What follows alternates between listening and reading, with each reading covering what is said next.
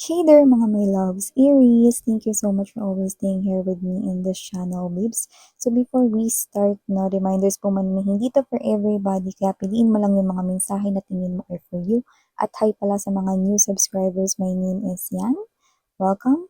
At sa mga returning viewers and subscribers, thank you sa inyong undying love and warm support. So yun nga mga babes, no, bago tayo mag-start, kung hindi niyo pa po knows, mayroon pa po tayong isa pang channel. Ang link is nasa ating description box. Kaya kung interesado kayong tumambay dyan, then kita-kita din tayo there. So yun nga mga babes na wala po tayong gender dito. Ba, lalaki, LGBT, lahat kayo welcome. Even cross-watchers ni Aries, welcome din kayo. Pwede nyo rin i-flip yung roles if you want since this is general reading. At syempre lahat kayo at the end of the day, meron kayong free will na pwede nyong gamitin anytime, anywhere. So, let's go ahead and check these messages here na dapat mong paghandaan, Aries. So, Archangel Michael, thank you so much, together with the angels and guides, for being present here in this reading. This is for me, Aries people. Ano po yung mga dapat paghandaan ni Aries? This reading is intended for Aries. Messages for Aries, please. What is it na kailangan nilang paghandaan? Aries. Mga bagay na dapat paghandaan ni Aries. Mga mensahe for Aries. Aries.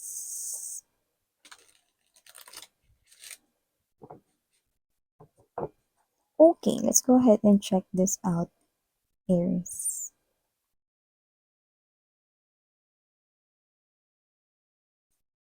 You have here blessing. Wow, may blessing na dapat kayong paghandaan, Aries. Meron din tayo rito the man's wish. Wow. We also have here table. Wow. I think it's a date. Someone here could be asking you out. It could be a tea party, coffee, parang coffee cup, no? Or parang mag-uusap kayo, iinom, kakain, no? Yan. We also have here the water. Wow, fire. Wow, look at that. See? This is all about love is in the air, Aries. Bottom of the deck, we have pleasure. Someone here, masistir ang emotions and feelings ninyo sa kanya, no? What can I say? One of the blessings that will arrive right here in your life is the man's wish. Even though the man ang nakalagay dito doesn't mean na para lang ito no, sa mga lalaki no, or masculine energy. No? Pero ito ay patungkol no, sa isang wish ng significant na lumalabas sa reading ninyo. Ibig sabihin, meron ditong energy na person no, na I think he or she is calling upon his or her true soulmate, bubulol, which appears to be you, Aries, no? And this is a very good looking guy, a very good looking woman right here. And it looks like he or she is searching silently, looking for genuine love. Someone who he or she will be asking out on a date, you know, I'm seeing table for two, you know. See, you could be in your 30s or meron ditong age is 20 to 30s or early 30s or early 40s kind of thing, no? So I'm sensing that this person right here is your perfect match. So we have here the fire. Could be dealing here with a fire sign energy, possible na Aries like you din. It could be any other zodiac sign, no? So lumalabas na perfect match kayo. So maaaring meron lang siyang fire sign sa kanyang natal or birth chart right here. So nakita natin dito yan. And also, nakikita rin natin rito mga babes, no, na meron ditong energy na kung sino man siya, possible na siya na ang iyong perfect match. Lumalabas rin dito kasi mga babes, no, kung mapapansin mo dito, no, is isa pa lamang wish itong blessing na parating na 'to 'no, and then ito na 'no, yung pumapagitna na sa dalawang angels. So you will definitely cross paths right here with someone looking for love, and it so happen na ikaw yon. So tatamaan ka talaga dito, yun ang puso mo 'no, tinamaan dito 'no, tatamaan ka sa kanya, mai-inlove ka sa kanya dito 'no. So perfect itong timing, bakit kamo, kasi perfect na ito 'no, hindi ka na rito paghihigpitan ng parents mo, nasa right age ka na rin dito 'no. At ang maganda, equal ni equal ito, bakit kamo?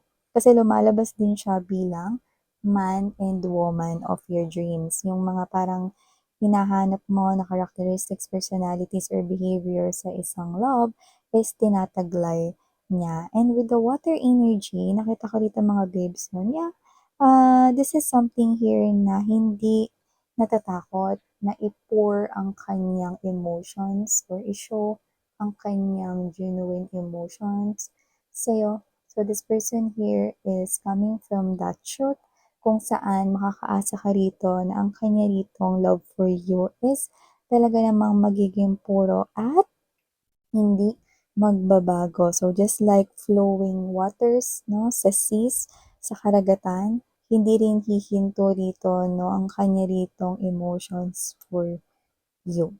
Yan, ang ganda nun mga babes, no. Possible rin na meron siyang water sign sa kanyang chart kagaya ng Pisces, Scorpio, and Cancer. So yan mga babes, or pwede rin naman na zodiac sign niya ang mga yan, pero yun nga, okay, stick tayo na, I mean, wag tayo mag-stick sa mga zodiac signs alone, no? Pero yun nga, yung emotions niya for you will be stable. Yan ang nakikita ko dito.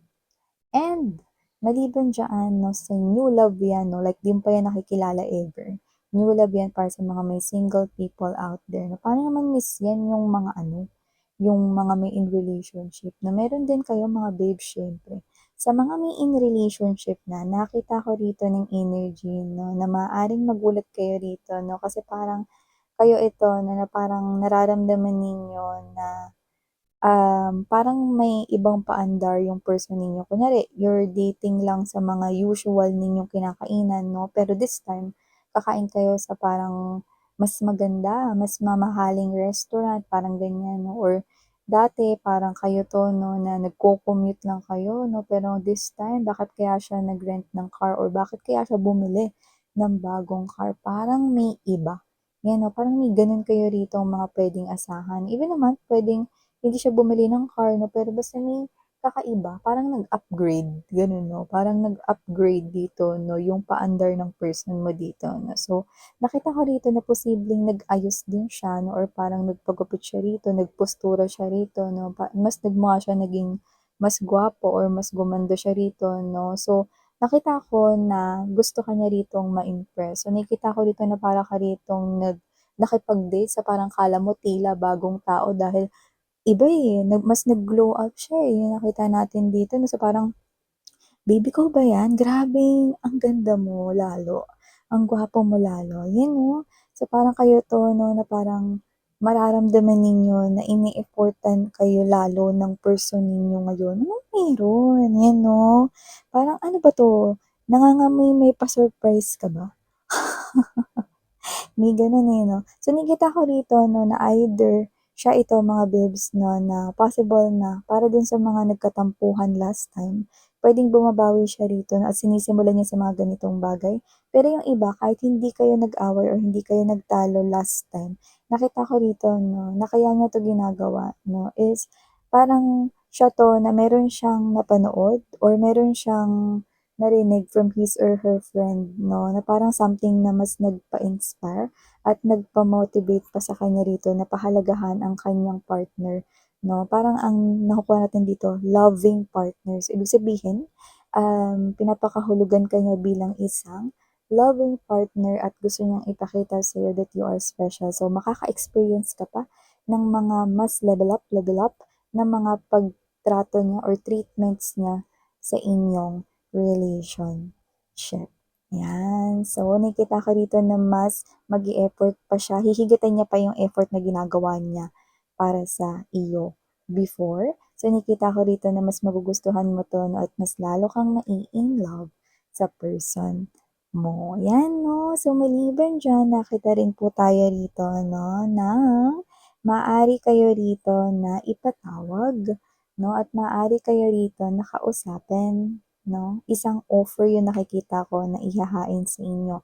Pero, kailangan nyo muna mga babes, no, na paghirapan itong bagay na to bago nyo ito makuha or bago ibigay ito sa inyo. Blessing ang nakikita ko dito at maaring mapag-usapan nyo to, no, over parang what's this, ipatawag ka sa isang meeting, yan. Or possible rin 'no, napag-usapan niyo ito 'no, kapag meron kayong kaharap na food 'no. But this is something here related with money, and I think you're talking here with a boss or someone here na possible na head ng isang department or whatever 'no. So this guy or this woman right here could be your boss talking about the possibility here of promoting you into a higher position, but you need to pass this job task na ibibigay or ilalaan niya sa'yo. And if you happen na maipasa yon, then that position will be yours. So I do see that you will love to hear that because of this pleasure right here. Because that is something here that you wish for a very long time, no? At dito, kahit narinig mo pa lang yung, maganda tong pinapakita niyo rito. Kasi kahit narinig niyo pa lang yung magandang balita na yon, excited na kayo. You're celebrating na agad. So maaring bumili ka ng cake, talaga na literal after that uwian ninyo, no? Or possible na ilibre mo yung sarili mo, no, na ng favorite drinks or favorite food mo, no, yan. Or maybe you're seeing a friend, no, that night or whatever, no. So, nakita ko dito na dun pa lang, para na kayo dito ang ginagawa ninyo. You're already claiming. Even though may kailangan ka pang task na kailangan gawin, which is very good. Kasi this is you, ibig sabihin, excited ka to do it, mas lalong magiging tama at mas lalong mong makukuha yung bagay na yan because you are already owning it, no? Kumbaga, akin yan, kaya yan sa akin inihahain. Tama. Tama yung mindset mo. So, yun mga babes, no, mag-ingat lang kasi dito nakikita ko dito sa match na ito, no, literal na maaring posibleng magkaroon ng sunog malapit sa inyong lugar, no, or kung hindi sa inyo, malapit sa taong malapit sa inyo, pwedeng friend or whatever. So, hindi ko naman nakikita na abutin yung bahay ng kakilala mo or bahay ninyo rito, no, pero maaring isa itong klase ng mensahe, no, para maging alerto rin kayo and at the same time, mabilis kayong umaksyon, 'no, tumawag na agad rito ng bombero or whatever, 'no. Pero yun nga, hindi ko nakikitang maapektuhan dito ang inyong residence, ang inyong house, 'no, or yung house ng kung sino man 'tong malapit sa inyo. Kaya naman, importante na maging alerto at siyempre huwag kayong mag-panic, 'no, kahit na ang siyongit ng sitwasyon. Kasi 'pag nag-panic kayo, 'no, lalong magugulo ang sitwasyon at posibleng mas lalong kayong mataranta. Yan. And last but not the least message right here na nakukuha ko dito guys, nakikita ko rin dito 'no, na ito simple lang naman 'tong mensahe na 'to 'no, pero tingin ko, ito yung klase ng energy na gusto mo rin sanang, gawin para sa sarili mo 'no. Meron ka ditong bagay na, um, gustong matutunan. Hindi ko alam kung lutuin ba 'yan o mag-drawing ba 'yan, paano 'yun gawin 'no. So parang nakikita ko rito na maliit na bagay lang naman 'yun, puwedeng it's about craft, it's about something hobby right here, something fixing 'no, may mga ganyan or repair na parang 'pag natutunan mo 'yun parang, "Okey, marunong na ako nun." Parang gano'n yung energy mo 'no. So parang ewan ko, meron ka bang particular na kaya mo ba kunyari lutuin 'yun, ulam 'yun, kaya mo gusto 'yun na parang matutunang lutuin kasi maaaring favorite food mo 'yun, para alam mo kung paano lutuin 'yun, 'di ba? Or ikaw ito 'no, na posibleng, kayo ito 'no, na gusto mong matuto na mag-ayos ng ng bombilya or switch na sira, no? Para hindi ka na magtawag ng maintenance para kaya mo na yung gawin on your own. May gano'n. Parang, okay, alam ko na 'to, 'no? Parang dun sa parte na yun, ang nakuha ko dun, either ikaw 'to na dahil may knowledge na ako kung ano yung gagawa, mas makakatipid pa ako, 'no? And at the same time, mase-save ko rin yung money ko na sana for that, mga gano'n, 'no? At saka siyempre parang tagumpay din yun sa'yo 'no, kasi parang dati mo pa gustong matutunan 'tong bagay na 'to 'no, pero parang hindi ka lang naglalaan or hindi ka nagkakaroon ng time to do that. So yeah, these are all the messages I've got right here for you, Aries. Thank you so much sa iyong time here, babe. And again, I'm Yan. Sana ngayong love and light. Mhm.